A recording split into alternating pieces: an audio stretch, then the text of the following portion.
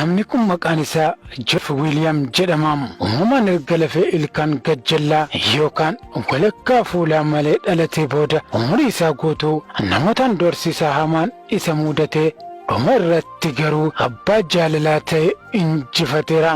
Joseph William ganna 41 yoo ta'u Ameerikaa kutaa Chicago keessatti kan dhalatedha.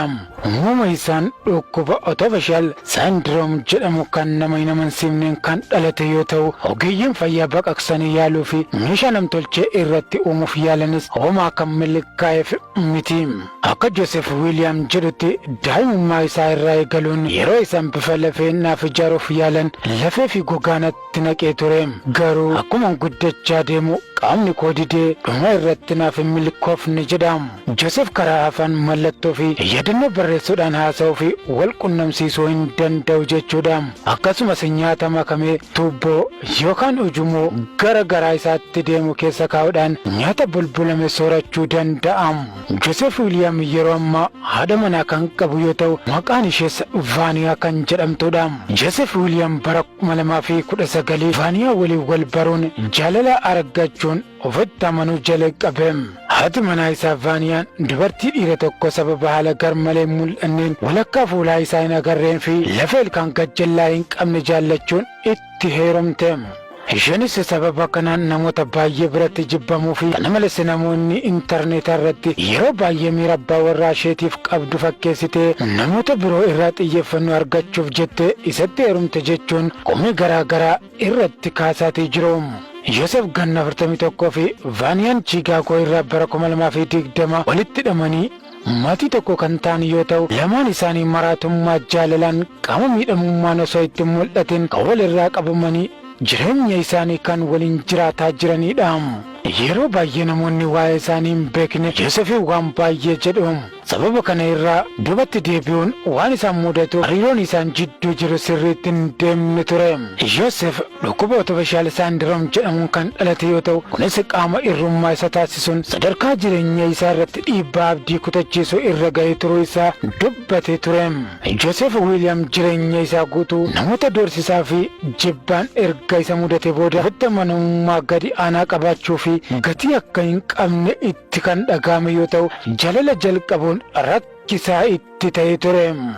Vaaniyaa fi Joseph waggaa tokko dura gaa'ila kan godhatan yoo ta'u jibbitoonni isaanii xiyyeeffannoof gaa'ila isaanii fakkeessan jechuun miira gadi aantummaatiin akka qoosaatti itti baacaniiru. Lamaan isaanii yeroo baay'ee namoota isaan hin beekne irraa jibba gurguddaa argatu. Keessattuu haadha warraa isaa irratti duuluun Vaaniyaan xiyyeeffannoo fi mararfannoo argachuuf miira Yoosefiif qabdu fakkeessaa jirti jedhu. Vaaniyaa Yoosefii waliin wal arguu ishee dura nama kamiinuu jaalalaan wal qunnamtii saalaa raawwattee hin beekne yoo taatu yeroo jalqabaatiif Yoosef waliin wal bartee hariiroon isaanii akkamitti akka hojjechuu danda'u hin hubanne. Vaaniyaan yeroo booda Joonaas waliin wal baruun kana booda fuula isaa hin argine. Hafuura isaa dhuunfaa isaa qofan arge jechuun jaalala abbaa warraa isheef qabdu ibsite. Kana malees erga wal arganii waggaa tokko booda lamaan isaanii karaa bilbilaa fi afaan mallattoo isaaniitiin wal qunnamuun hariiroon isaanii jaalala irratti malee waan biraa irratti akka hin hundoofne waadaa waliif seenanii. Joseph William jibbitoota isaatiin narvii nama cabsu jechuun ibseera. Namoonni yeroo baay'ee Vaaniyaan isa dhungachuu hin dandeessu yookaan isa gowwomsaa akka jirtu irra deddeebiin dubbatu. Kun ammoo lamaan isaanii akkamitti saalqunnamtii raawwachuu akka danda'an gaaffii keessa galchuu. Amma xiyyeeffannoo argachuuf gaa'ila isaanii fakkeessaa jiru jechuutti illee ga'aniiru. Haa ta'u malee Joseph jibba sana akka guyyaatti ifa ta'e waan argeef namoonni wallaalaa ta'anii socho'uu mannaa waan isaan ta'e qofa akka gaafatan hawwaamu. Maatiin hiriyoonni gaa'ila kanaa jalqabarraa kaasee deeggaraa turan garuu haati Vaaniyaa intalli ishee kunuunsa sa'aatii 24 keessa Yoosefiif kennuu qabdi jettee waan yaaddeef yaaddoo qabdi turte.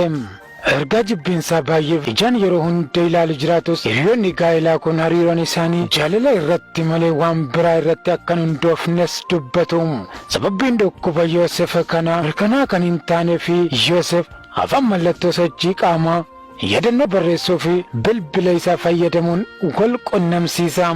Akka Joosef jedhutti ani ujumoo yookaan dubbii qoma koo keessaan qabaam innis hafuura baafachuu akkan danda'u na gargaaraam akkasumas yeroo umuriin koo waggaa 2 turetti afaan mallattoo na barsiifameem akkan waliin haasa'u na gargaaruufim haa ta'u malee ergasii karaalee biroo akka wal qunnamuuf na gargaaran kanneen akka yaadannoo barreessuu fi bilbila kootti barreessus argadheera jedhaam Joosef akkasuma guddifachaaf kan ka'ame yoo ta'u innis maatii isa guddiseen akka wal argu isa taasiseeraam itti dabaluunis Joosef akka jedhutti haala kanaan guddachuun ulfaataa tureem akkasitti dhalachuunis rakkoo hedduu natti fideeraam garuu akkan injifadhu yaaleera jedhaam akkasumas maatiin kun kunuunsa yeroo hunda isa barbaachisu ta'us yeroo muraasa booda Yoosef hammam of danda'a akka ta'e yeroo arganitti dhiyaachuu jalqabaniim akka Vaaniyaan yookaan haati manaa isaa jettutti Yoosef waan tokko irratti gargaarsa nama biroo hin barbaadu jettiim